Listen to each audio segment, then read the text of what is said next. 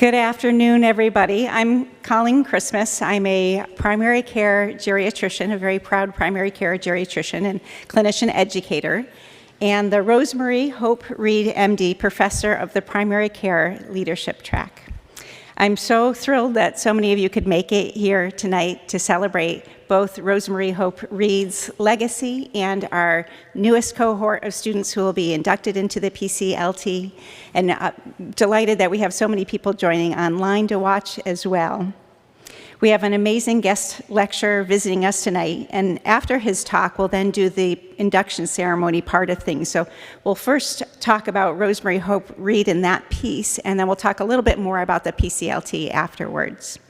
So to start things off, we're fortunate that Dr. Rhonda Miller, I'm so excited that Rhonda was able to make it tonight, herself a general internal medicine primary care physician, and also, by the way, the president of the Johns Hopkins Hospital, and also, by the way, a graduate of the mighty, mighty class of 1992.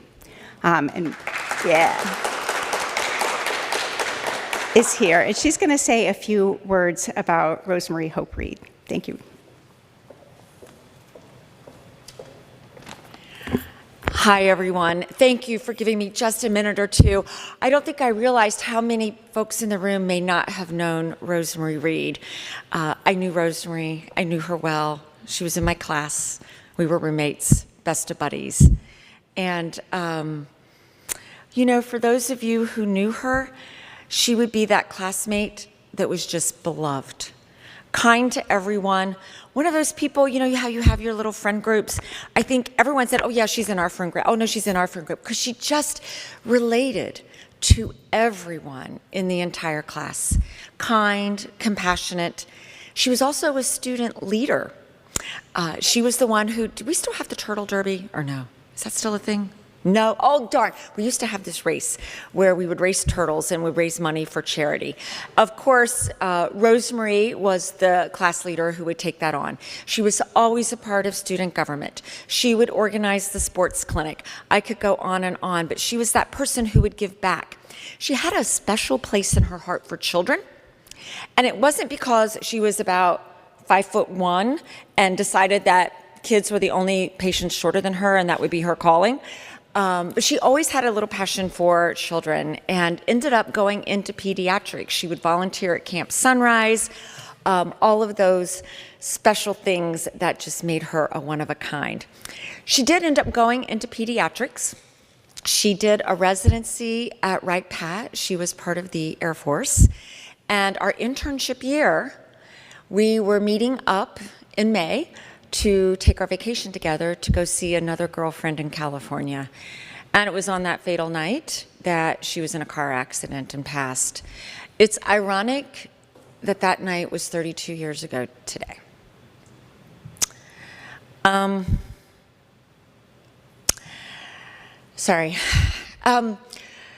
We all remember ROSEMARIE in my class. And if you'll indulge me, I just want to say a word about Chris Jenner, who sponsored this lectureship. He was also a classmate of ours.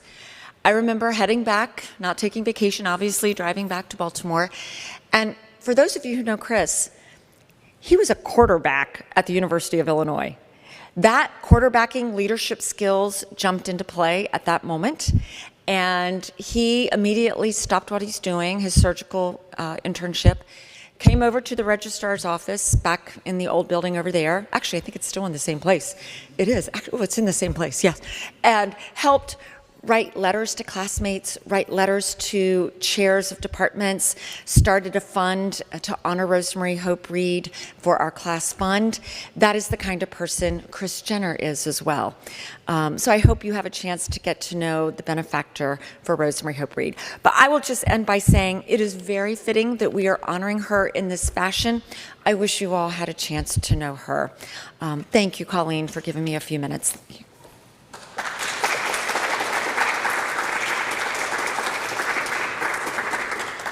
Thank you so much, Dr. Miller. To say that Dr. Reed was beloved is such a pallid understatement. I've gotten to learn through people who knew her about her life and her legacy. And she really is a remarkable person, a beacon for all of us. So much so that Drs. Jenner and Cummings created this professorship and this annual lecture to celebrate her life and to solidify her legacy here at Johns Hopkins University. It's in her honor that Dr. Bergstrom will deliver the ROSEMARIE Hope Reid Lecture shortly. Please join me in thanking Drs. Jenner and Cummings for their remarkable support.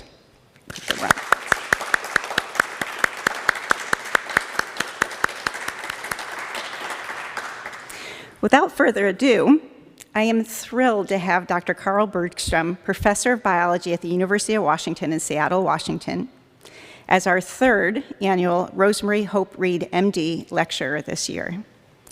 Dr. Bergstrom got his BA at Harvard and then went on to Stanford to get his PhD before joining the faculty at University of Washington in Seattle. According to his UW profile, Dr. Bergstrom studies the science of science. I love that. Isn't that cool? Who studies the science of science? Well, you're just about to hear from someone who does. In addition to evolution and the flow of information in biological and social systems. He is incredibly productive in his scholarship and has published in Nature, Science, New England Journal of Medicine, the Proceedings of the National Academy of Sciences, and loads of other top-tier journals. Dr. Bergstrom, along with his colleague Jevin West, created a course, website, and published a book called Creating Bullshit. That's the only time I've ever cursed in this auditorium. Calling bullshit, not creating bullshit. Very big difference. Thank you for calling me on that. Calling bullshit. I was more nervous about saying the curse word. Calling Bullshit, the art of skepticism in a data-driven world about disinformation dynamics. I also noticed it on his Blue Sky profile. He is a fan of corvids, and if you don't know what that is, he could tell us more about that too, I imagine. So without further ado, I'm so grateful that you were able to join us, Dr. Bergstrom. Welcome.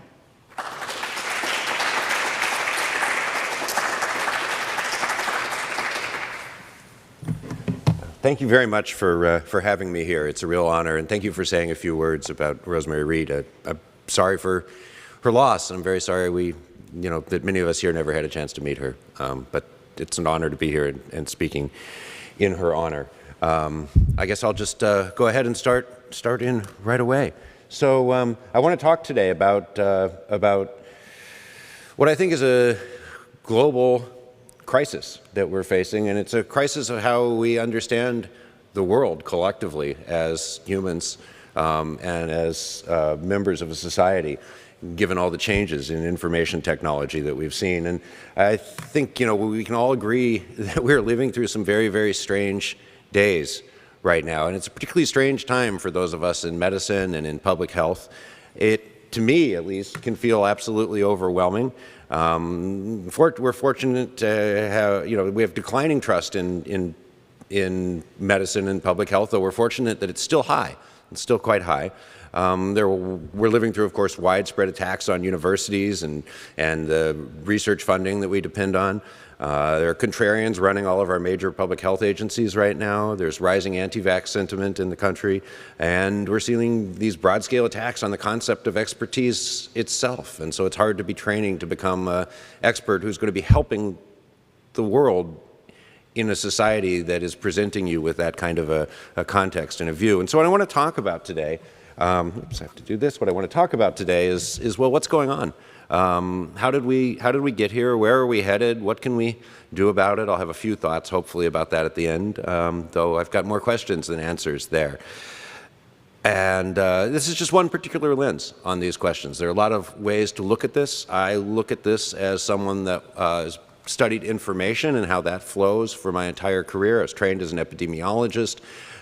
Spent a lot of time studying how bad things spread on networks, and then around late 2010s, early 2010s, I realized it wasn't just disease that was the bad thing spreading on networks. I started studying misinformation and how that spreads on digital networks as well. And so I'm kind of bringing together a bunch of these different perspectives to give you one particular lens on what's going on here in the country. I'm going to just raise this up a little bit. Oh, that's much better. Sorry about that.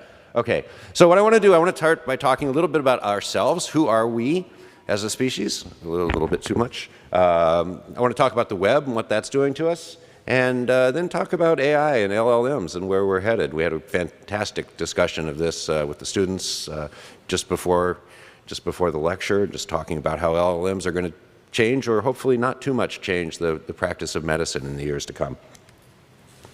So let's start with us. We're a species of highly intelligent, highly social, ecological generalists. We make our living doing all kinds of different things. We don't just filter krill through our baleen or peck our beaks against a tree until a grub comes out, but we explore our world and we figure out all the different kinds of opportunities that are there to make a living in that world.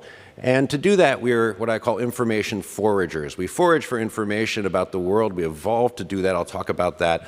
And this is very much the same way we think of, squirrels and acorn forager. Well, we're information foragers. And we do that individually. So we go out and we explore the world, we experiment, we generate hypotheses in our minds and test them and refine them and remember things and we're curious and all of that. And we do it collectively. We gossip and we teach and we write and we learn. So we have all these different ways of foraging for information as individuals and as groups and societies. And we evolved to do this. We evolved to forage for information. We do it very, very well in general. And we can ask, well, what does that tell us? The fact, who are we? If we're a species of information foragers, the way that squirrels are nut foragers, what does that tell us about ourselves? And the first thing it tells us is that we crave information. Think about how natural selection gets you to do anything that's good for you, to eat when you're hungry, drink when you're thirsty, stay warm and dry, avoid disease, find reproductive opportunities. It makes those things feel good, right?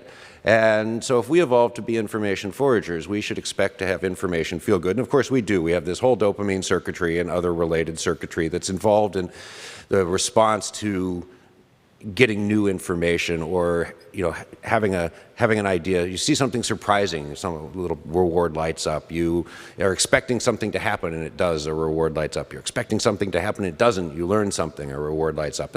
We've got these dopaminergic systems and so forth that are involved as information rewards. There can also be too much of a good thing.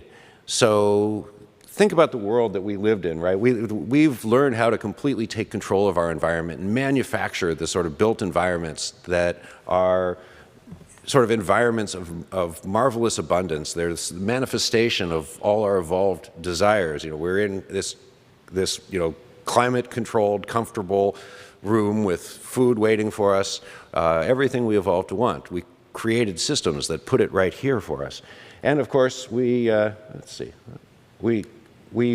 now, these days, we're swimming in a sea of information. And, I've got this nonstop pipeline to all the world's information right here. If I run out of, if I have to be away from it for a few minutes, I've got this as a backup.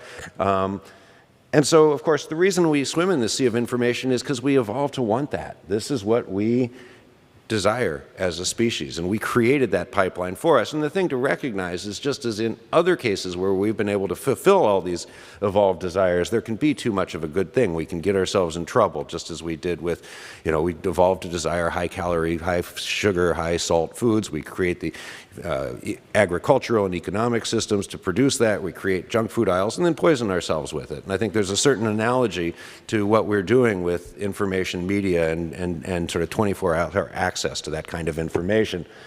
Another thing that we have to think about is that mismatches arise between the sort of way that we evolved to forage. So we evolved to forage in these, let's say, naturalistic environments where maybe you were foraging for information by exploring a physical environment around you, talking to a group of a few dozen or at most a few hundred people. But nowadays we spend almost all our time foraging in these digital environments that are a completely different scale, highly complex. What we actually do, the way we get the information is very, very different than what we would have in the past. And these environments are created and designed to explicitly exploit our own foraging heuristics. So the environments that we're foraging in have now been elaborately shaped by social media companies and other online media companies or traditional media companies in order to, acquire our attention, hold on to our attention, and keep us engaged, keep us clicking, et cetera. So we're now foraging in basically antagonistic environments, which is an entirely new thing.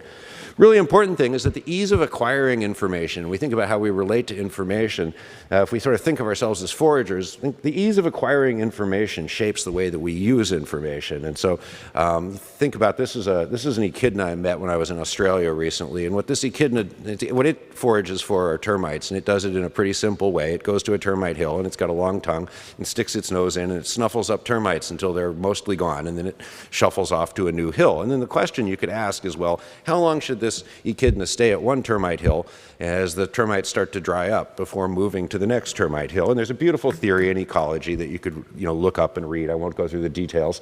Chernov's marginal value theorem that gives you the answer. And what Chernov's theorem says, essentially, is that the further apart the termite hills are, the more the termites that it should suck up from one before moving on to the next, right? So if there's a termite hill right here and another one right there, this one starts to run a little dry, you just move to the next and move to the next. And if instead it's got to walk a couple of miles, it doesn't walk very fast, so it better kind of lick this termite mound dry before going on to the next. And if you think about the way we process information and forage for information, when I was in graduate school and I wanted something, I'd sort of find a reference in a paper, or I'd look something up in a card catalog, and I'd get on my bike, and it was about 6 miles to the library, and I'd go to the library and I'd fill out a card, and this cranky guy would go up into the stacks, and he'd sometimes come back with my book or sometimes not, and then I'd bike home, and by the time I got home, I would, it would make sense for me to sit down and spend a long weekend reading that book from cover to cover, or at least a good chunk of it. But while I was in graduate school, another thing happened, which is that they developed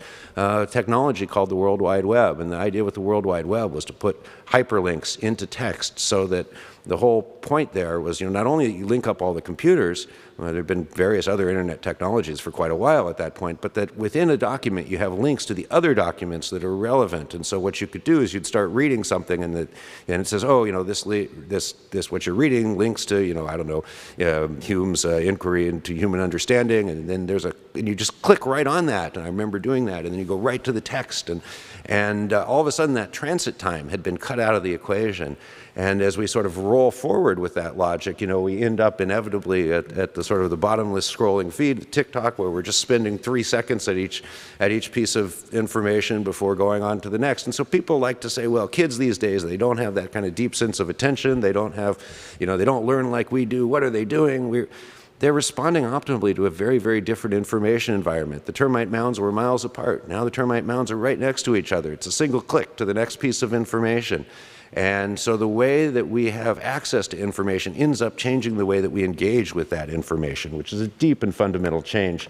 And our lives, our intellectual lives, are very, very different because we live in this hyperabundance of information. The sort of the balance of searching versus sorting depends on the frequency of opportunity to engage in things. So right now, if you think about your online life, it's characterized by constant multitasking, distraction. You're trying to read a paper, the email is dinging, someone's hitting you up on Slack, your phone's probably buzzing. We spend all of our time trying to triage different information, and so the amount of time that we spend deeply engaging with stuff is much, much lower because we spend a lot more time filtering and trying to decide what it is that we want to engage with and pay attention to. And that's changing the way that we think as a species and as a society. So let's pause and kind of take stock of where we are here. The environments that we forage in have sort of changed dramatically. The ways we forage have changed in response to those changes in the environment. The scale of the networks on which we collectively forage, instead of being sort of smaller groups, have increased by many orders of magnitude.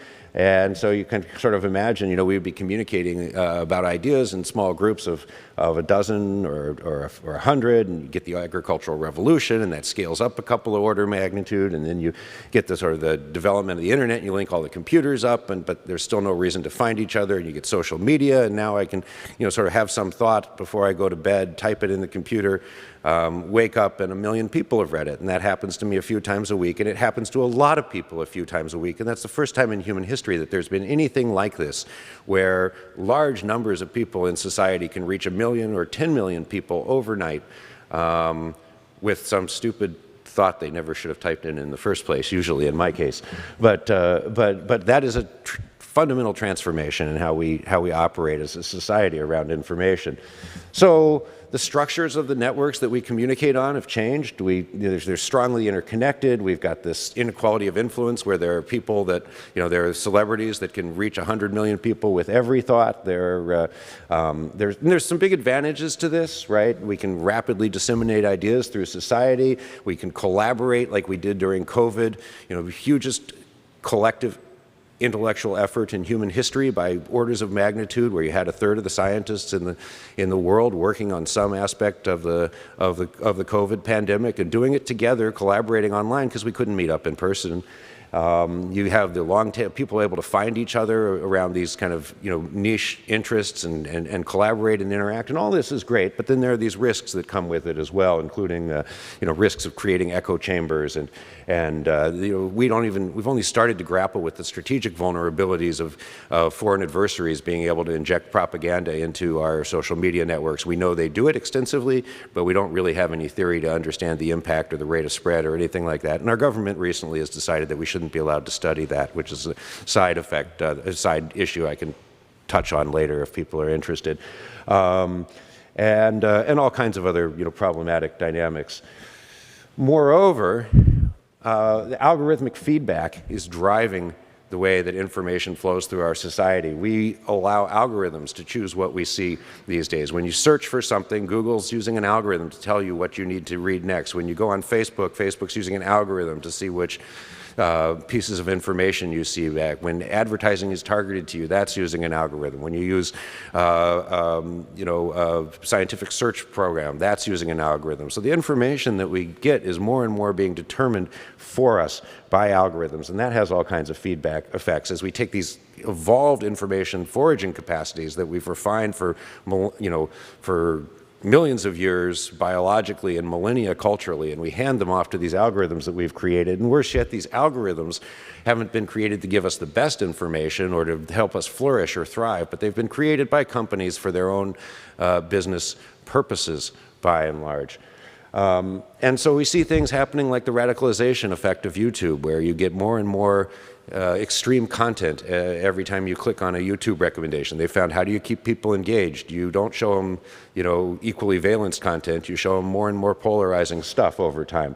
We've entrusted our entire social networks to algorithms, so that if you think about it, some of my most important relationships in my life I've formed originally online, friendships and scientific collaborations alike. And the reason that I know those people who are so tremendously important to me in my life are because some algorithm trained on petabytes of data, designed to keep me clicking, decided I ought to know them. And I'm not sure I'm very comfortable with that.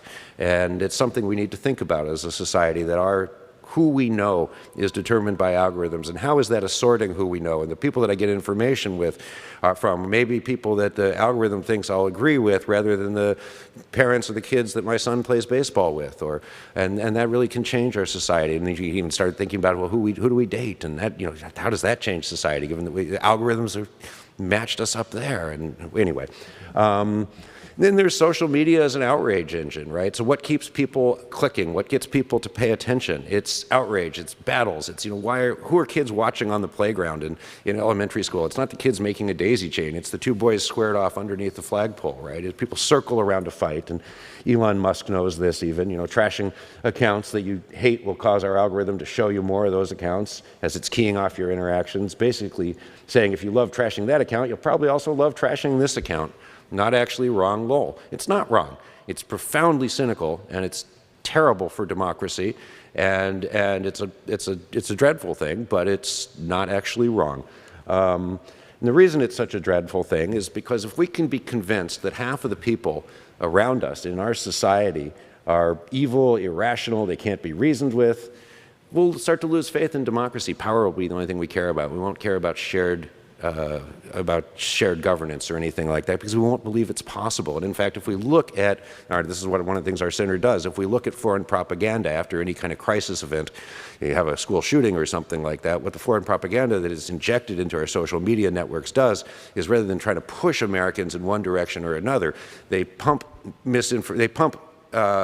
inflammatory positions in from both sides. So the foreign misinformation campaigns will try to very aggressively, after a school shooting, say, let's take away all the guns, and they'll try to very aggressively say, if you come for my gun, I'm going to meet you at the door with it locked and loaded, right?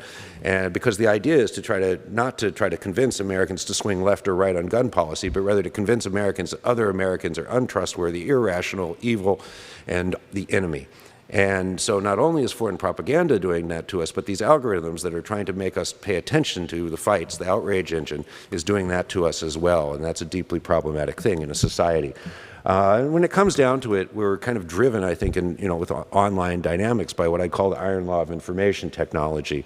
And that's that we have a business model which drives, the business model sort of determines the affordances of an information technology, the user experience of using that technology, and that in turn determines sort of what kind of information is there, how valuable is it to us, and so forth. And with the internet, we basically decided, we didn't decide, we stumbled into monetizing the internet based on ad revenue.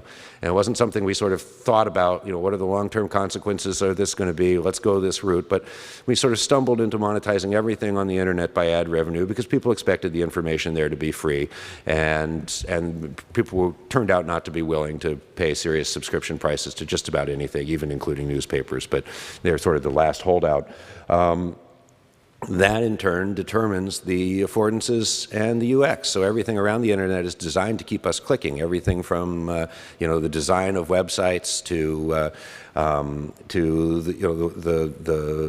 types of content that websites tend to promote, and that in turn shapes what content looks like. Right? Content has to be inflammatory. It has to seem important. It has to promise you that it's short. No one wants to read a 15-minute article that the New York Times says 15 minutes. Screw that. What do I look like? And you go off and you look at a cat photo on Instagram instead, right?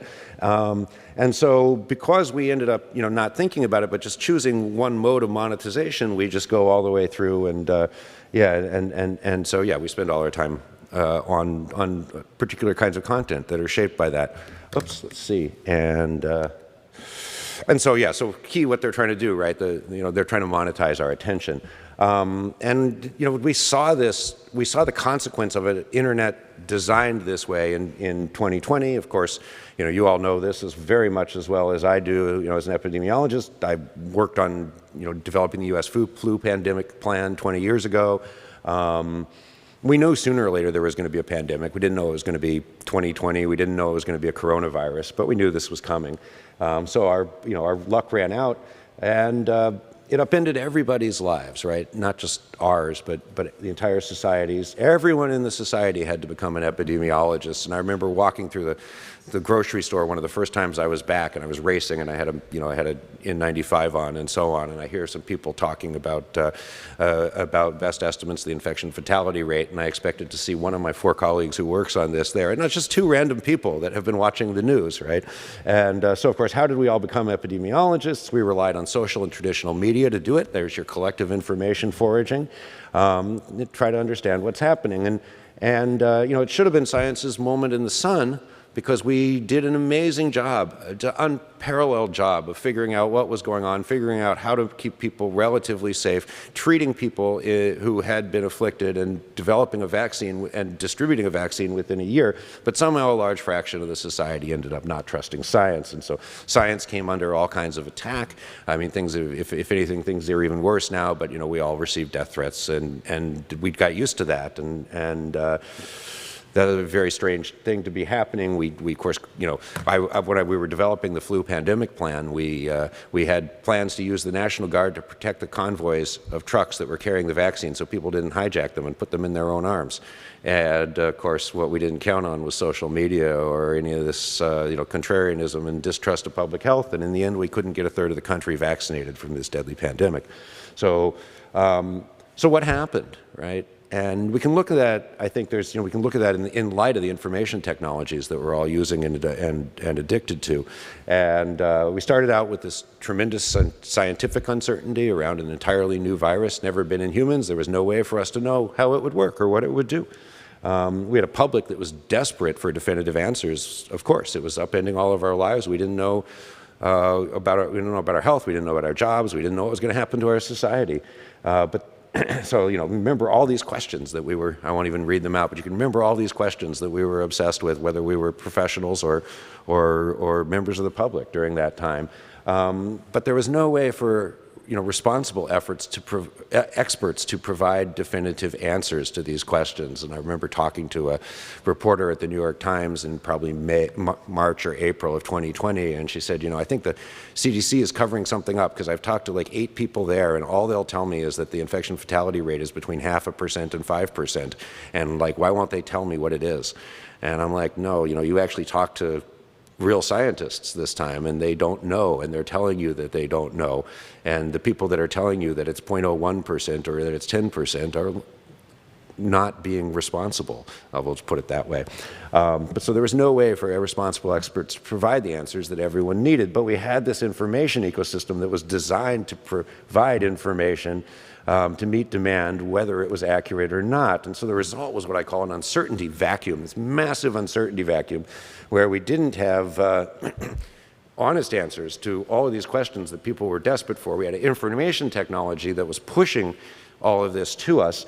Of course, when honest experts couldn't fill those needs, dishonest ones or non-experts did, and people were exposed to all kind of nonsense. And worse yet, people were kicked into what I call a crisis schema, which is, thinking back to us as information foragers. We have different ways to forage for information, and normally we're sort of foraging for information. We've got some model in our heads of how the world works, and then we observe some things and we refine that model a little bit. But every now and then there's some dramatic event, and for my generation, it's the second plane hitting the towers on 9/11, where all of a sudden the world is a place that you thought you understood and you don't understand at all, because something just happened that you had 0% on in your prior. And when something like that happens, then you can't just adjust your model of the world a little bit. You've got to go back to scratch, and you've got to build that model up from scratch. And then we change our information foraging behavior, and we spend a tremendous amount of time trying to collect information. And if the information is hard to come by, then we're very attentive to what there is. If we have a 24-hour scrolling feed of information, then we find ourselves glued 24 hours to it, even if it's not reliable or accurate. And that's what happened to people at COVID. And it was even worse because they were, of course, staying home, had nothing else to do. But we're kind of dealing, I think about, why I'm having a hard time working right now. And I've kicked back into the crisis schema. I had 0 probability on DOGE gutting scientific funding to the degree that it has. And I find myself spending far too much time gathering information and trying to rebuild my model and understanding what's happening, and not nearly enough time doing the work I ought to be doing. So, I think we can think about that even now. So we have that crisis schema that people are using. And so they, of course, turn to this information fire hose that we created, but they don't know who to trust. And it's very hard to figure out who to trust. And science in the making, where scientists, frontier science, cutting edge science, science around things that aren't settled, is really confusing, because what people have been taught about, excuse me, is textbook science, which is the settled science. It's the consensus. It's all the stuff that we know where there's no disagreement, and the models are clean and everything works. And then for the first time in their lives, people actually need scientists to be right about something right away. And instead, they can't agree about anything. They don't seem to know a lot. And a lot of them are acting very human and bickering, and it's a goddamn mess, which of course the frontier always is. But it's usually not exposed. And during COVID, it was highly exposed because it had to be. We stopped requiring the peer review process. We couldn't wait for it. We put the preprints up right away. We carried out our arguments very publicly on Twitter and other places, because that's how we could collaborate, in this massive decentralized way. But it made it easy for people to manipulate the stories that they wanted to tell for political gain. They could reach in and, in any scientific topic, there's going to be this whole, Gaussian curve of views around it. And people could grab the scientific papers from whatever part of that curve they wanted and push those. And they could find the disagreements between scientists about things things and say, look, these people are disagreeing, and they could spin stories about it and so forth. And so as a result, people get exposed to a lot more information, but having that extra information isn't good. It's actually just getting exposed to low quality information. And so of course they come out of this feeling like they don't understand what's going on. The science doesn't feel very reliable. It doesn't seem to be working right. And they sort of despair at understanding anything.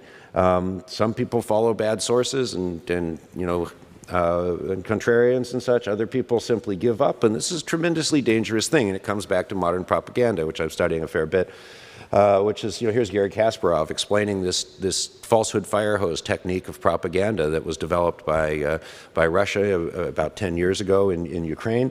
And the idea was to, again, not to push any particular piece of falsehood, but rather to flood the information environment with so many mutually contradictory falsehoods that people despair at ever being able to understand what's going on. And once again, our information ecosystem ended up doing to us, mostly without the malice in there, exactly the aim of another modern propaganda technique, is that we got flooded with all these conflicting views because because of this whole sort of information vacuum, uncertainty vacuum story.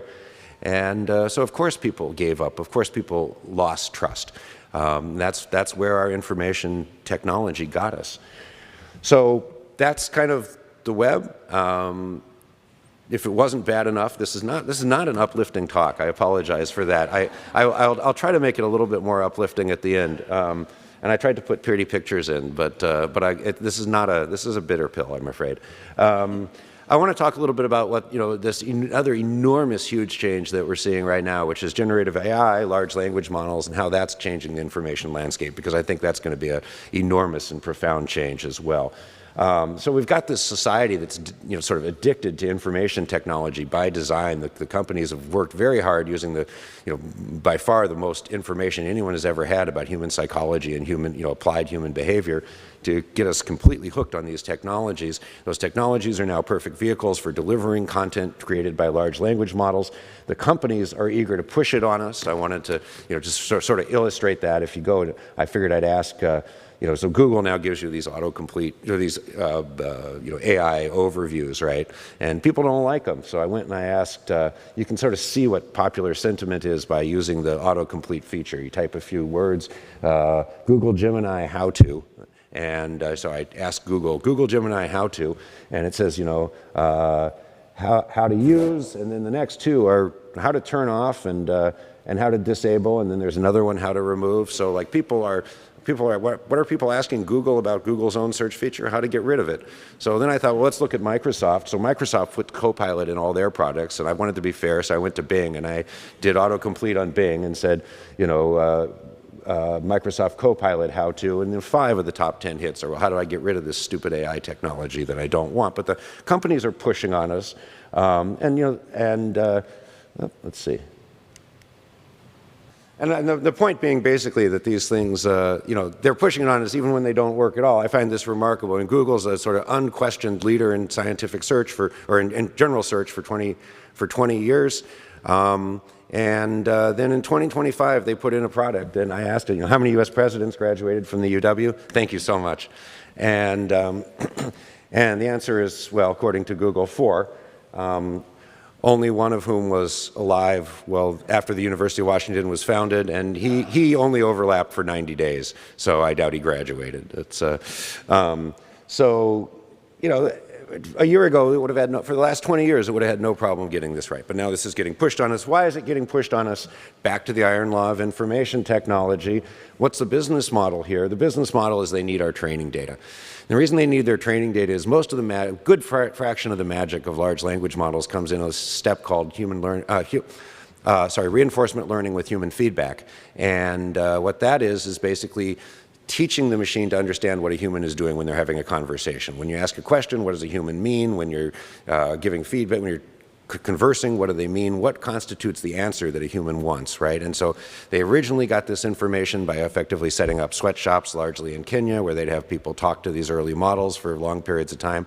That was very, very expensive, but a huge portion of the cost of the development of each of the main 3 big foundation models. But now they don't have to do that anymore, because whoever gets a lot of traffic gets the training data from us. Every time you do a search on Google, if you accept the AI overview and don't click on something else, they know it gave a good answer. When I talk to OpenAI and I say, you know, I can't help but sometimes say, thanks, that's a good answer. And that's just what they want. Or sometimes I say, you know, ask for a clarification, or sometimes if I'm in a bad mood, I'll curse at it, and, you know, and that's training it, right? And so the contest now is for training data, because whoever gets the majority of the training data will have the best model. It'll eventually not be a oligopoly. There's going to be a monopoly, just like Google saw. And so there's this intense competition for training. That's why it's getting pushed on us everywhere. And the thing about large language models, and the thing that I want to like kind of look at where it's taking us, is that they interpose themselves between readers and text. And so the vision here is to sort of, you know, for the search companies is to and the language models companies is to replace search where we're directed to text written by humans with AI synthesized answers. And we can sort of think about a world where where we actually allowed LLMs to be our intermediaries in our information foraging, instead of just having them help us and say, oh, go talk to, you know, such and such. They actually just, well, here, I'll tell you what they would have said anyway. That's where we're headed, right? So what happens there? Well, you imagine right now we've got information flow on the web. Let's see if I got a little pointer here. It doesn't matter, I can talk you through this. Imagine you got sort of information flow on the web. You've got a bunch of people with different, you know, here at left, people with different opinions and different colors that are, you know, loosely connected in cliques, and information transmits among them. And the idea with the LLM-based information model is you have a couple of central nodes, you know, a couple of big LLMs, you know, Google's Gemini and OpenAI or whatever, and people are connected directly to them and not much to each other.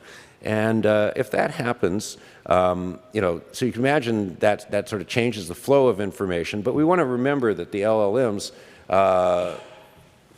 learn from the they're trained on that information that's out there. They're trained on the things people are writing.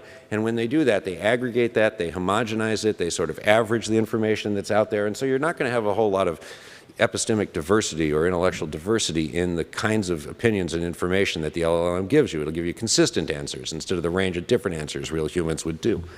Of course, as people start to form their own opinions from the LLMs, then people's opinions start to homogenize as well. Another thing happens also, which is that if people no longer visit the individual websites, remember that's monetized off of clicks. Now there's no reason to put up that content in the first place. So you start to have the individual website creators peeling off, and we're seeing enormous decreases from Google's content partners. You know, their sites they work with actually and share data with have lost half or more of their traffic since Google introduced the AI overview. So now we're reducing the incentives for people to actually put up good content in the first place. And then it becomes almost free to create bad content, because you can put up very, very cheap garbage content with websites. And if you go look these days for, you know, lecture notes and nuclear magnetic resonance or something like that, you will find, yes, you'll find a nice one that's been done by someone at Caltech and a nice one done at MIT, but you'll also find a half dozen that have been done by companies that have much cleaner, more elegant interfaces, but have done thousands of these lecture notes that have actually been generated by ChatGPT and are generally of very low quality. So now you start to lose the good content, and so then of course you go and you train the LLM. What are the next generations of LLMs being trained on? They're trained on the content on the internet. So now you're training them on the slop, and you end up with LLMs that have been trained on previous LLM garbage that was based on homogenized opinions, and we've lost the incredible, wonderful diversity of ideas that was out there in society. And I'm really scared of this. I think this is something, you know, I'm not saying it's the most likely outcome, but I think we will at least see major transformations in the way that we use and find information on the web, and we could see the web die and be replaced by something else. I never thought I'd say that in my lifetime, but I think it could absolutely happen. Well, you know, then there's the issues of AI and democracy. You know, a very Jeffersonian idea, right? But I am, with respect to information, I'm a Jeffersonian. Where the people are well informed, they can be trusted with their own government. We've already talked about how, various forms of pushing propaganda. AI is, of course, very, very effective at generating large amounts of propaganda very quickly and easily. I'll talk about that a little bit. So you have, it's very easy to set up large-scale misinformation campaigns using AI. There's examples where you set up the fake newspapers, you set up the social media fake accounts that link to the fake newspapers, you set up the comment sections on the fake newspapers done by AI, the podcasts about the fake newspaper articles done by AI, the articles about how users are responding to the fake articles done by AI.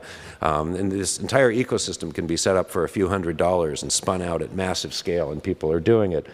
You have micro-targeted custom messaging, right? Instead of the message just being some general ad that, thing that might appeal to me, depending on who I am, everything that information brokers online know about me, which is a tremendous amount, can be put into an LLM, and it can push micro-targeted messaging to me specifically to try to shift my view on a particular issue or change my consumer behavior. It's useful for the falsehood fire hose, as we've talked about. Now you don't have to pay somebody, at the IRA in Moscow to write all those articles that are being pushed into Ukraine. They can simply be churned out by AI. And this is devastating because without access to accurate information, all of these existential threats to humanity are things that I don't believe we can solve. So this is something I worry about a lot. It's particularly devastating to representative democracies because we have to be able to communicate with our representatives to tell them what we want, what we need, and how they should represent us in government. And LLMs are a man-in-the-middle attack on this. We saw a very weak form of this in 2017 when we considered net neutrality legislation, and the FCC got about 20 million comments in response to this in response to their call for comments on the net neutrality legislation. 95% of them were against net neutrality, and 95% of them were sent by bots. Turned out they were actually paid for by the telecommunication companies. That came out several years later. But it was easy to detect because they all said the same thing, and you'd have 50,000 sent from the same server at the same second and things like that. But now with LLMs, you can simply take census-level data. You can generate distributions of what people might think. You can have the LLM imagine you're this person. You can send the letter, and much, much harder to detect, much, much harder to filter out the true human voices from the garbage. And we say, well, maybe the phone line will be okay. And the problem is, right now I can't get through to my representatives to a person. I can only leave messages. And the LLMs can generate synthetic voices, novel synthetic voices with ease. There's no reason why they could leave. Their comments are just as compelling as mine. And so our ability to actually tell our legislators what we want is at risk of being undermined by these developments in large language models. Large language models undercut anonymity. One of the really powerful things about the internet was that we were able to, people who couldn't safely share their stories or find each other or discuss, from LGBTQ kids in certain parts of the countries to dissidents in other places, could communicate safely, because if somebody was talking, you weren't quite sure who they were, but you didn't need to know they were a person. And these days, we no longer know that, and so it devalues anonymous communication. The communication can only be trusted if we know who the author is, and so that cuts these at-risk voices back out of the conversation, and I find that dangerous and scary. There's the opacity of what goes into these systems and how they work. We don't know how they work. We don't know what they're trained in, and the power to create these systems in the first place is concentrated in the hands right now of 3 companies, which are, of course, for-profit companies. When even before the current funding cuts, we talked about possibly creating a scientific research large language model at NSF, but it would have cost at least $100 million and wasn't thought to be worth training up. But as a result, there is no large language model at the scale of the foundation models that any researchers can use, study, explore, and understand in any kind of scientific way. And that's another really, if this is going to be a transformational technology for society, the way that it's concentrated in 3 or fewer hands is very scary. And then there's the notion of personalized AI, which is the idea that each of us would have an AI that would be our own intermediary, our own personal intermediary. So you wouldn't just go to the same open AI that everybody uses, but you've got your own personalized one that's your intermediary between you and the entire information environment. And so see, I can read this here. Rather than interacting with web content directly, the idea is we each have our own personalized information concierge, an AI model that finds information specifically tailored to our interests, beliefs, and values, and then repackages that information in ways we like for our own personal consumption. Right, and so that is all three of the major AI companies are trying to develop that. And if they do that, that will shatter our collective epistemic understanding of the world, because we'll each live in a private Truman Show where our entire picture of the world has been created for us and us alone. Right now we're in filter bubbles, but at least we share those. And if this happens, we'll all live in a filter bubble of one. So what do we do? And I'll finish up with this. It's uphill. We've got to find some way to regain control over information technologies that are making it difficult or impossible for our society to make good collective decisions. And I think about this all the time, and one possibility is to try to use technology, and I'm not optimistic here. It hasn't served us well thus far. I think that for various technical reasons, I think coming up with misinformation detection algorithms and such is not going to be very successful. There's the possibility of regulation, which is working quite well in Europe. It's not going to be very popular here for a little while. But there are ways to regulate the uses of information technologies, and particularly the transparency of those uses, give individual users control over what they see and so forth. I've put my chips in the education basket. I think teaching people about all of this, teaching them to think critically, teaching them to understand where their information comes from and how to be informed consumers of information is really important and powerful. It's why we created this course, Calling Bullshit, at the University of Washington that Colleen mentioned. That went viral. There's sort of stories about it in all the news media. It's taught at hundreds of universities around the world now. We wrote a book to get the story out there beyond campuses and so forth. So I think that's really powerful. And we've just released our follow-up to the book, which is not a book. It's a full online course that everything's up there and for free. And it's about large language models called Modern Day Oracles or Bullshit Machines. I'll let people snap the QR code quick, and then I'll tell you a little bit about that. So, Jevin West and I have spent the last 3 years, ever since the sort of launch of ChatGPT 3, talking to university administrators, educators, all kinds of people in the learning community about what we need to do and what they want. Everyone wants to teach about this. No one knows where to do it. And so we developed what we thought was the humanities course that we want every 19-year-old to take when they get to university. And it's not about the technology of how LLMs work. It's not the computer science. It's not how to use them most effectively, but it's how to be a learner and a human and how to thrive in a world where LLMs are going to be part of our lives going forward. And what does that mean to be a learner? What does it mean to be an agent, an active agent in a world like that? And so we've developed that course. I think it's elegantly done. It's these New York Times style scrolly telling short lessons set up for a flipped classroom, really detailed instructor guide. We've got about 50 universities going to use it in the fall, and hopefully that'll expand dramatically going forward. And then finally, and I'll end on this, is the notion of stewardship.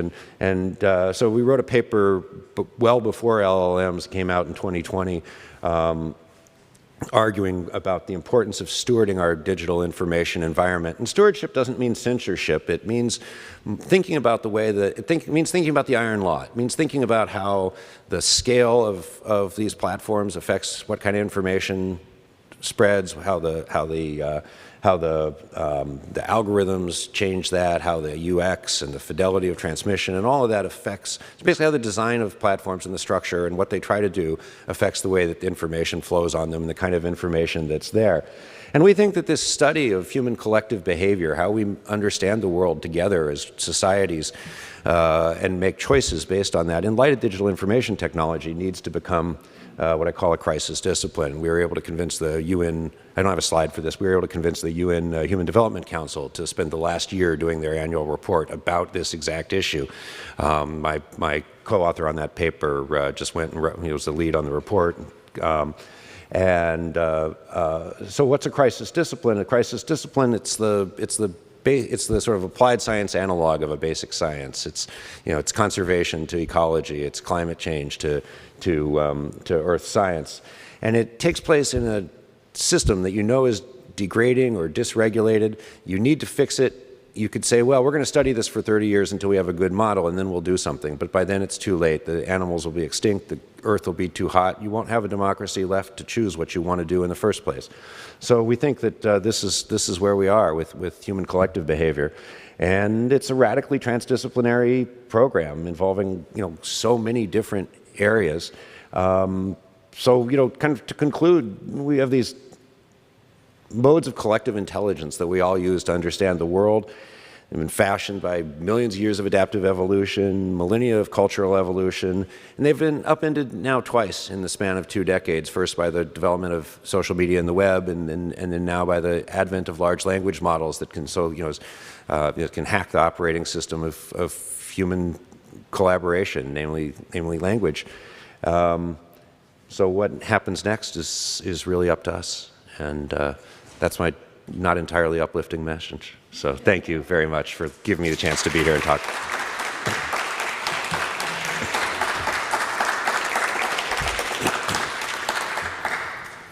We have a few minutes for questions. If you do, that's great. Yeah, sure, of course.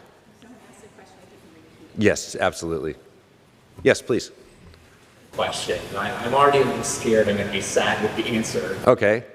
In terms of your perspective right now on the current social media infrastructure, Facebook, Twitter, how apt are they in listening about the needs and maybe have more oversight? All right, so the question is, how apt are the current major social media platforms in listening to these kinds of needs? I think not only do they not listen, and not only have both of them completely shut off any access to non-affiliated researchers, so to work on Facebook data, and you don't have to collaborate with Facebook essentially, and you need to basically design the experiments with their lawyers in the room. Not only have they done that, but I think they actually have a fiduciary duty not to, and that's the worst thing. So they actually are required not to listen to these kinds of global concerns under their. Yeah, you were right. I wasn't going to give you the answer you wanted to hear. Yes, please, in the back. I have two questions. One, you talked about stewardship. Yeah. What worries me about stewardship is it's already become politicized. Yes. As we've seen with Twitter and other things where, the stewardship that had been there is now gone and becoming, white versus left issue. Yep. I don't know how to untangle that. And the other, along with that, you talked about education being the answer. And it just feels to me like that will create even more of a gulf between those who are college educated and those who are not. We've already seen that there is a political gulf that is larger and larger between those who are college educated and those who are not. And how do we make sure that education gets to everyone to help everyone get to where we think they should be educated on this, and not just the elites are the ones learning? That's a profoundly important problem, and LLMs have the risk to exacerbate this because LLMs can be quite useful sort of productivity, multipliers for people that have strong skills and background, but without that, all they do is replace things that, replace human capital. So there are productivity multipliers for people high on the human capital scale and the opposite below. I think, I think the public education in the country is enormously important here. That's why right now we're trying to work on how to bring both of these curricula into high schools where, and align them with existing state standards so that teachers can do that. But the politicization of all of this is going to get in the way, right? I mean, critical thinking is politicized. I don't know if you know, but the Republican platform in Texas a few years ago included abolishing critical thinking skills because it would from the state standards because it prevented children from listening to their parents and pastors. And so that's the sort of challenge we face with trying to teach critical thinking. I think LLMs may be a little bit less politicized, or they may slice a little bit differently than the way that some of these other things do. So maybe there's some hope there. I mean, politicization just goes in weird ways. If someone, if you'd told me on January 1st, 2020 that one side was going to think we should wear masks and the other side thinks we should take ivermectin, I wouldn't have been able to tell you which was which. I mean, that was just and that'll happen, I suppose, with LLMs, but the further we can get in before that happens, the better. But as you say, there's these deeper problems around already views of education, views of expertise that break down along political lines. I don't know exactly how to get us back, and so that's part of the downer of my talk, was I can kind of see how the information technologies got us there, but I haven't really figured out how to uncover it. I suppose that's why I'm appealing for help from everybody on a campus to try to figure out what the heck we can do. Sorry not to have a better answer to that. Yeah. Talk, which I found fascinating, about the fact that these technologies have made a lot of this pleasurable and have made a lot of this evolutionary. Absolutely. Do you think that could be leveraged to make it pleasurable to wrestle with uncertainty, or? Such a good question. I don't. Yeah, no, so the question is, right, so the question is the reason that we get addicted to information technologies is because large amounts of data that we feed to, in terms of our behavior and use of those technologies, that we feed to the companies allow them to tap into the sort of evolutionarily evolved foraging heuristics and the pleasure we feel in carrying out those heuristics. And so can we do something like that to make it pleasurable for people to grapple with uncertainty and maybe make it pleasurable to consume content on deeper levels and so forth. And it's a really interesting idea. There's something I completely don't understand about humans, which is given that we evolved to be information foragers, information that simply confirms your existing views isn't worth much, but information that changes it is worth a lot. So why don't we find it pleasurable to change our minds, and why will we do anything to find confirmation for our obviously false beliefs? And I do not understand that. It doesn't make any sense to me as a behavioral ecologist. So if we could figure out that, I think that, and you put your finger on it, it's the uncertainty piece. How do we make it pleasurable for people to sit with uncertainty? And scientists do that. We're drawn to it. We are so curious. We want answers to something. We're both, right? I mean, we're drawn to things that are uncertain, but we also desperately want answers. I remember being 7 years old, and I was into the Bermuda Triangle. And I was like, when I grow up, I'm going to get a pilot's license, and I'm going to fly into the Bermuda Triangle, and I know I'll die, but at least I'll know what's going on in there. And that's a scientist, right? I mean, it's you just, so but I think if we could give people that ability to, but you have to feel empowered with respect to your information environment. And if you think you can't possibly get to the truth, then there's no pleasure at all, right? And then you're just back to, and I don't mean to dismiss it. I mean, you're back to 9 cats that look like Disney princesses, and because that is more pleasurable. It's more pleasurable than anything in the New York Times today, I guarantee you. Back. I have 2 questions for you. Yeah. Let's fast forward to the late 70s, go backwards. Yeah. 70s, late 80s. You had 3 sources of news. Right. Right. You had your local newspaper. That's right. Maybe you go for the New York Times or right. Totally. That's it. Yep. That's it. So those were the gatekeepers back then. There was only a few sources of information. No one looking at very diverse. Exactly. It was controlled by them too. And then when I was in the library, I would go through the hard panel on and you vote. Right. The internet, which put exposure to the views. Right. And then, now I'm going to LLM to teach my daughter. Yeah. Algebra and other things because you can teach it better than me. Right. And I don't believe that, but I mean the rest. I believe they're teaching it. I don't believe they're teaching it better. But anyway, keep going. the demand for the middle schoolers and for high schoolers, they're learning a little bit about social media makes them more depressed, so they stop using it. Right. LLMs, they have a specific role, but they know it's used in school rather than other things. So it can be taught responsibly. It can help in some way. At least I think, humans evolved and we've got used to them a little bit. Yeah. These things. We're still around. And it still was bad in the 60s and 70s. And we World War II. Sure.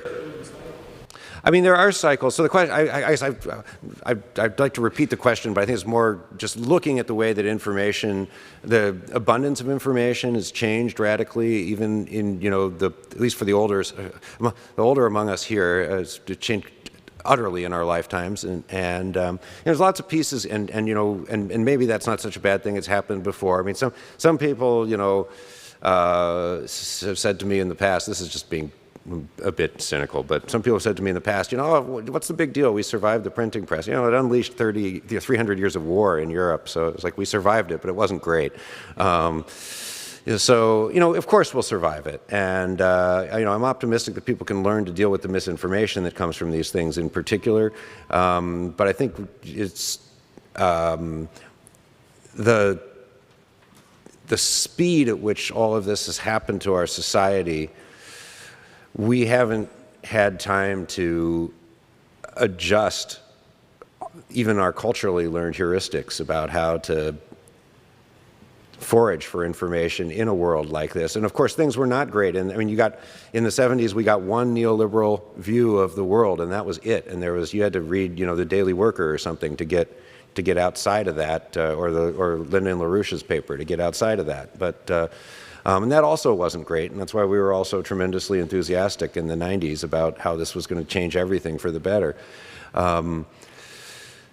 Yeah, I mean, I guess, is there something else I could address more directly with respect to all of that? I'm saying there is a role for all of us to help use these things responsibly. Yeah. I think that you use stewardship and learning how to use these it's a very valuable thing that we should all be sharing. Thank you. I mean, so just some support for the idea of stewardship. And I mean, I think it's also our kids can get out ahead of us. I got a text today from my son, and he said, Dad, our art teacher told us to use ChatGPT to write our artist statements, but I don't want to do that because that's something really, really personal. And I'm just thinking, like, I'm paying $45,000 a year for this? Jesus Christ. But no, I mean, it's like really depressing, right? And so, but what's good is that the younger generation sees that, and he's like, I get having ChatGPT do my economics homework, but I'm not going to let it write my artist statement. Like, what kind of idiot is this teacher? And so there's some hope there, I think. Hope is probably good. This is your one chance. Thanks, Colleen. Thank you. Oh, thank you very much. It was a real honor. Thank you very much. Thank you. Great job. Wow, I am a mix of emotions right now. I'm very stimulated, excited about that test, slightly terrified at the same time. But I remain hopeful. I believe in the ingenuity of human beings in places like this, in these sorts of halls, and places like UW, where we have really smart people thinking about this. And I don't think we'll be replaced by computers. Now I'd like to shift things to begin the part where we really think about celebrating the primary care part of what we're doing here today, the primary care leadership track. So I'm going to invite first Dr. Roy Ziegelstein, who is the Sarah Miller Colson and Frank L. Colson Jr. Professor of Medicine, the Mary Wallace Stanton Professor of Education, and the Vice Dean of Education for the Johns Hopkins School of Medicine.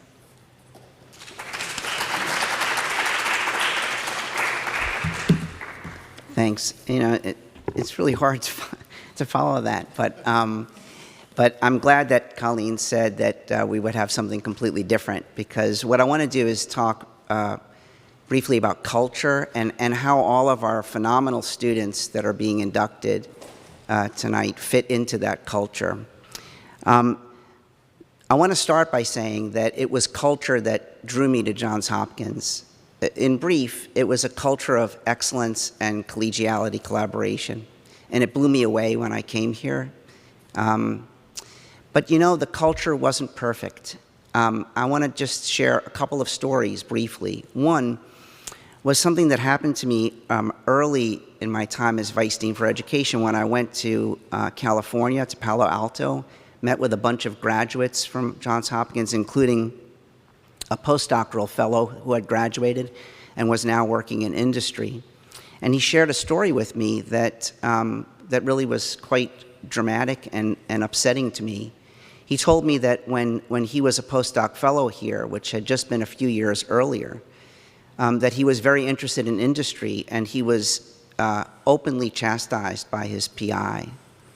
And in fact, a small interest group of postdoctoral fellows here who were interested in industry had a contest basically to talk about proposals for industry, and he won, which was very exciting to him, but he asked that that announcement not be posted on the internet because he was afraid that his PI would see it. That's a bad part of our culture. A second story that relates more to this evening is what Tom Koenig, Kathy Chrétien's predecessor, told me when I first became vice dean, which was that students would come into his office, they would close the door, they would sit down as if they were about to confess to some horrific crime, and they would tell him that they were interested in primary care. That was the culture, right? And we know that. I mean, Redonda herself worked in the Student Affairs Office, and she can say that. So shift to Paul Rothman, who was our previous dean. And when he first came here, he had meetings in the boardroom with various entities to try to learn more about Hopkins and the culture and everything that we do here. And one of the meetings was with the education folks. And even though I was not vice dean for education, I was invited to that meeting. And various people came up and talked about the MD curriculum, they talked about residency and fellowships. And Paul Rothman repeatedly asked them after their presentation, what about primary care? Now, Paul himself was not a primary care physician. In fact, he was a rheumatologist, physician scientist, rheumatologist, immunologist, but he asked about primary care, and he was basically told in sort of a somewhat condescending way, I thought, don't you know, this is Johns Hopkins. We don't do primary care. And in fact, I happened to be sitting next to him. He didn't really know me, and he said, what's up with that? And that was really the seeds, to be honest, of the primary care leadership track, and I want to just talk to you about that, because the question is, how do you change culture? Okay, I have some notes here, so apologies for taking a look at them. So first I'll say that it was in March of 2014, right? So that's 11 years ago that we first decided that we were going to have a primary care leadership track. We sent out a call for applications for leaders of the track. Colleen thankfully applied for the track, and I'm going to read to you just briefly from her letter of interest, because I looked at it today. It's very brief, but I think it rings true. Hopkins is poised to become the national leader in developing educational models to not only provide outstanding training in primary care to its students, but also to lead the way in inspiring the brightest students in the country to pursue primary care avocations. That's actually what happened. The brightest students in the country pursued primary care. And I think that's really amazing. And I just want to talk about a few other things briefly about the culture in the last 11 years. In addition to the primary care leadership track, we have a Bloomberg professor of primary care, Eliana Perrin. Please applaud for Eliana. I mean, if you had told me 20 years ago that we would have a primary care Bloomberg professor, I would never have believed that. If you didn't know, the president of Johns Hopkins Hospital, Redonda Miller, is a primary care doctor. That's pretty amazing. Please applaud for Redonda. The president of Johns Hopkins Community Physicians is my good friend Steve Kravitz, a primary care doctor. I mean, these are all pretty amazing things.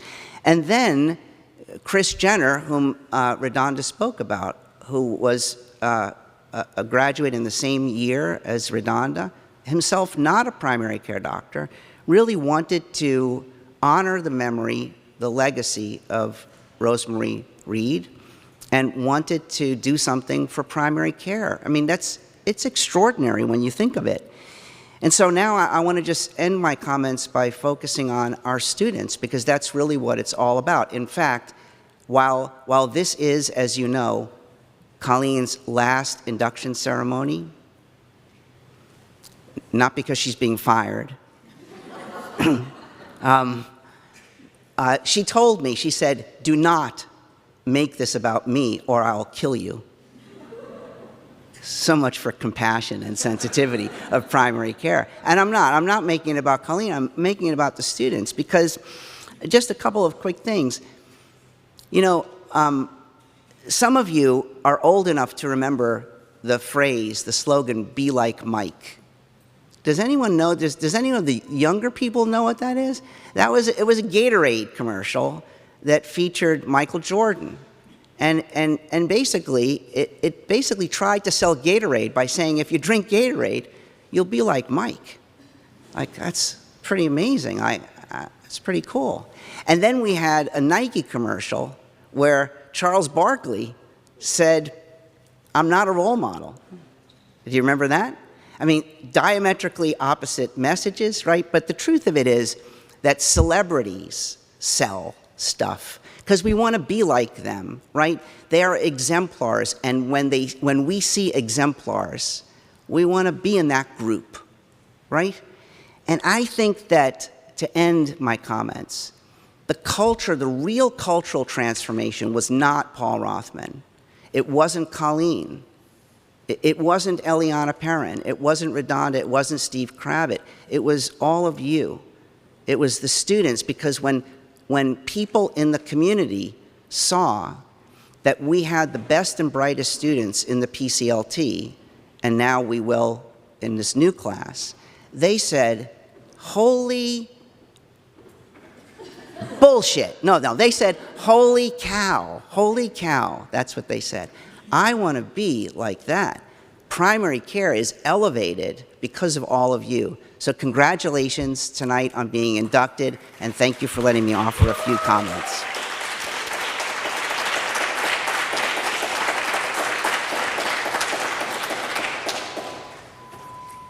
Thank you so much, Dr. Ziegelstein.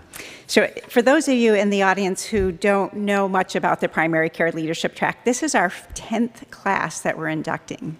We're pretty excited about that.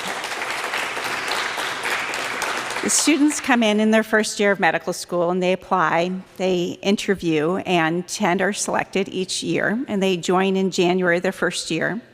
And then they have certain experiences throughout their medical school training. They work with a clinician in their longitudinal ambulatory clerkship, a special primary care doctor who's committed to the primary care leadership track. They go back to those clinical sites even during their clerkship years, so they get the chance to see patients over a longer span of time. There's support for research. We have all kinds of workshops, and on and on and on.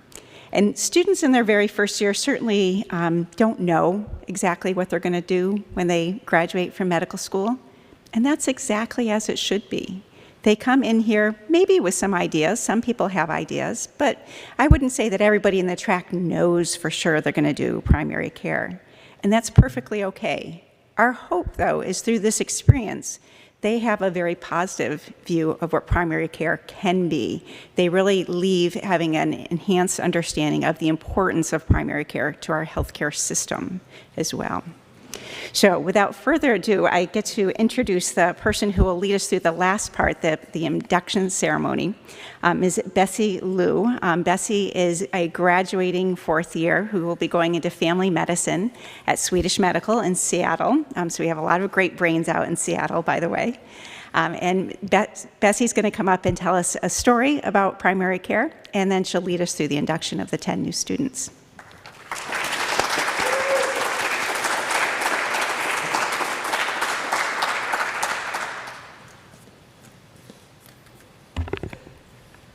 Thank you, Colleen, and nice to see everyone here.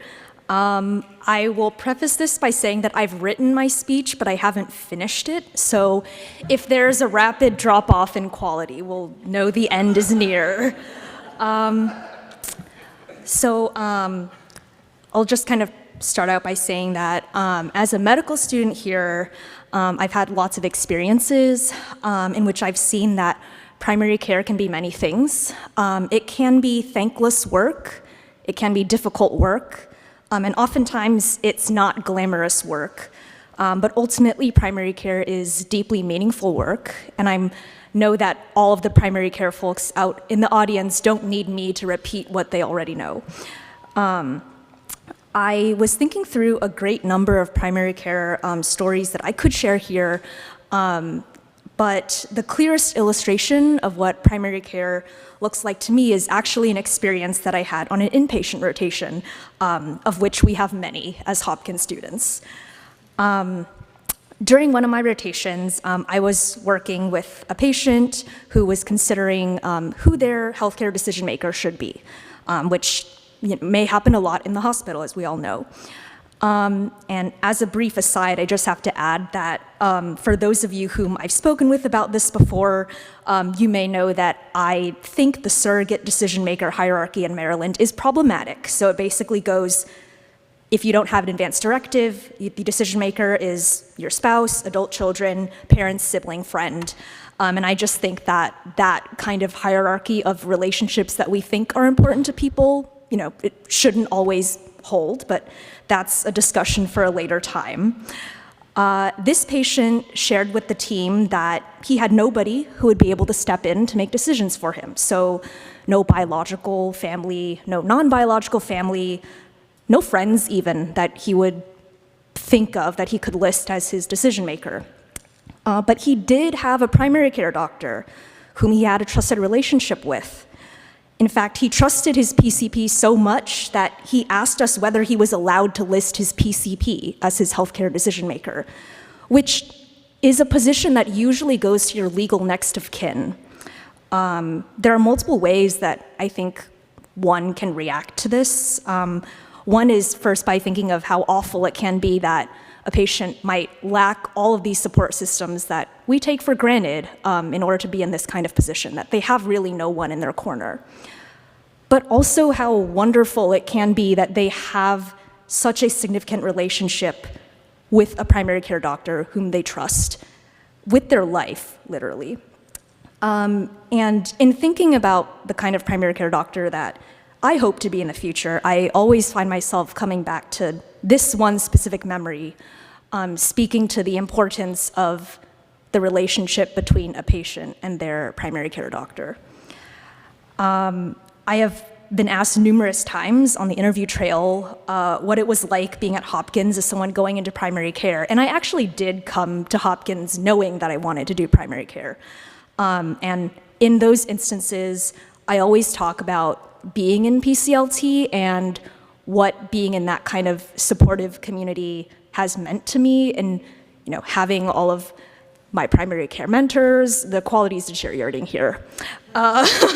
In being able to meet all of my mentors at Hopkins, being able to work with students who are also interested in primary care and who similarly recognize that we need a space devoted to that here at Hopkins.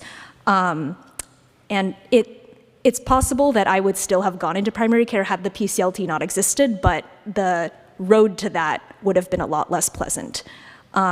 So I'm just going to end by saying thank you to everyone in PCLT, and thank you to Colleen for being such an amazing director for the past however many years it has been.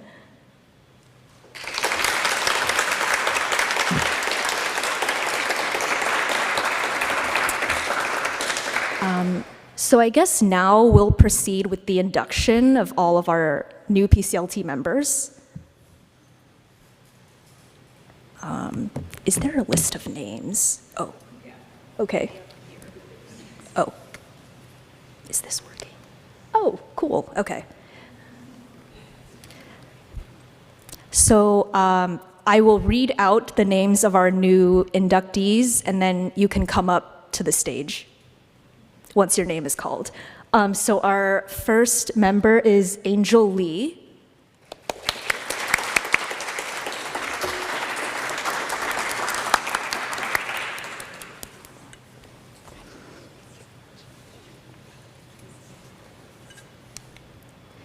And we have Anne-Marie Nolan.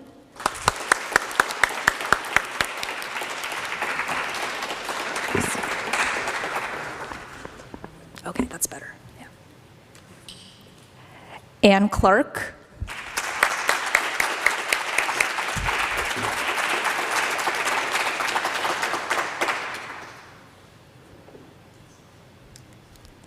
Caroline Bate.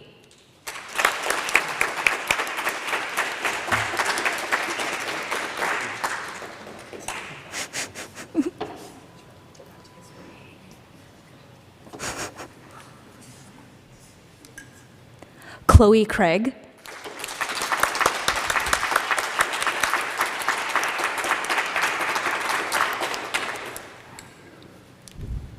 Claire Wilson.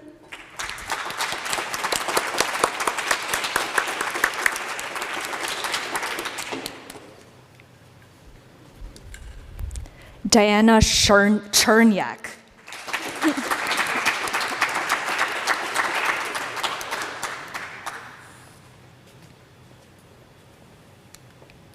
Kennedy Darling.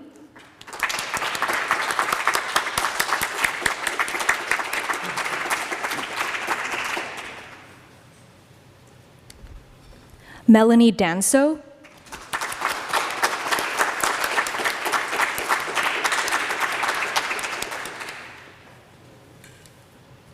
Sanjana Munagala.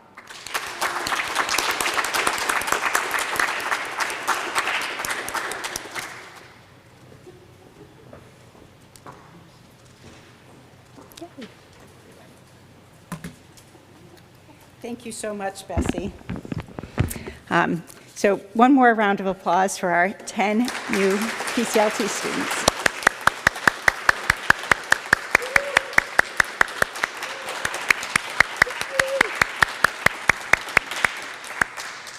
As we conclude, there's so many people to thank for this remarkable event. Thank you again to our speakers, Drs. Miller, Ziegelstein, Bergstrom, and very soon-to-be Dr. Bessie Liu.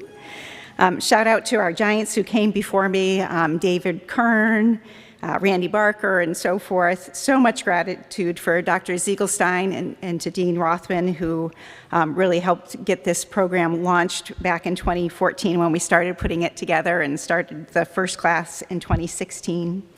Thanks to Kelly Pezzalesi from Development, and a huge, huge shout out to Lindia Holmes, who takes care of every single detail you see in this room as you look around.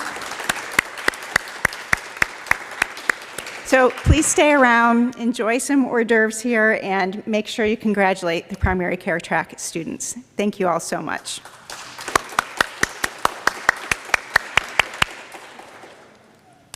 We got to take a quick picture.